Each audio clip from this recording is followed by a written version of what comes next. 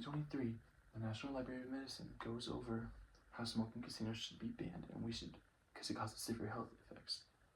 Now, how does this affect you, you ask? Well, it may not affect you personally, but American Gaming posted an article where they said 30% of American adults go to casinos, so it will probably affect someone that you know. Now think about this. Think about the people that you know, and think how they could be affected by these issues. Now, I'll give you some more background information on the source before we start. Kim Kelly posted an article called "In These Times." Posted an article called "In These Times," where she goes over how employees are affected by this, where she explains how they cause almost an uprising due to the amount of issues it takes and numerous occasions where secondhand smoke has affected their lives. Now, before we start, I'll be giving you these 3 points to convince you why we should ban smoking in casinos.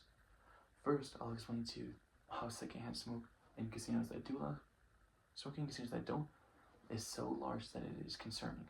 Then I'll explain to you how secondhand smoke is dangerous. And thirdly, I'll explain how it is detrimental to employee well-being.